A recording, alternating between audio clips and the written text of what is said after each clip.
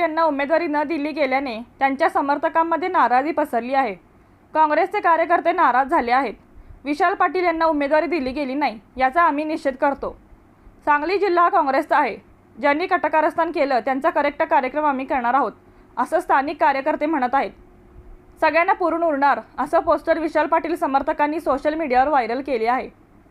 सांगली लोकसभा मतदारसंघात काँग्रेसचं वर्चस्व आहे, मात्र महाविकास आघाडीत ही जागा शिवसेनेकडे गेली।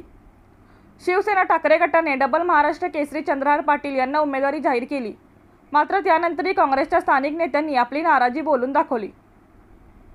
काँग्रेसकडून निवडणूक लढवण्यास इच्छुक असलेले विशाल पाटील हे बंडखोरी करत अपक्ष उमेदवार म्हणून निवडणूक रिंगणात उतरण्याची शक्यता आहे। काँग्रेसचे प्रदेश उपाध्यक्ष विशाल पाटील अपक्ष आणि काँग्रेस पक्षाकडून असे 2 अर्ज भरणार असल्याची माहिती दिली। पक्षाने उमेदवारी दिली तर ठीक, नाहीतर बंडखोरी होणार हे निश्चित आहे। काँग्रेसचे प्रदेश कार्याध्यक्ष व माजी मंत्री डॉक्टर विश्वजित कदम, उपाध्यक्ष विशाल पाटील, जिल्हाध्यक्ष व जतचे आमदार विक्रमसिंह सावंत, शहर जिल्हाध्यक्ष पृथ्वीराज पाटील, जिल्हा बँकेचे उपाध्यक्ष जयश्री पाटील यांनी मुंबई ते दिल्लीतील काँग्रेस नेत्यांच्या गाठीभेटी घेऊनही जागा काँग्रेसकडे घेण्यात अपयश आल्याने सांगलीत मवियामध्ये बंडखोरी होणार हे आता जवळपास निश्चित मानलं जात आहे। विशाल पाटील यांच्यासह काँग्रेसवर अन्याय झाला आहे। निषेधार्थ कार्यकर्त्यांनी आज कार्यालयासमोर जोरदार निदर्शन केली आणि आपला असंतोष व्यक्त केला।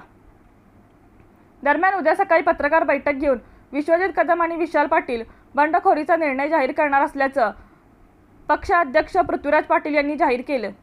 त्यामुळे संपूर्ण राज्याचं लक्ष उद्याच्या बैठकीकडे लागून राहिले आहे। रणनीती न्यूज चॅनेलला आजच सबस्क्राइब करा आणि रहा अपडेट।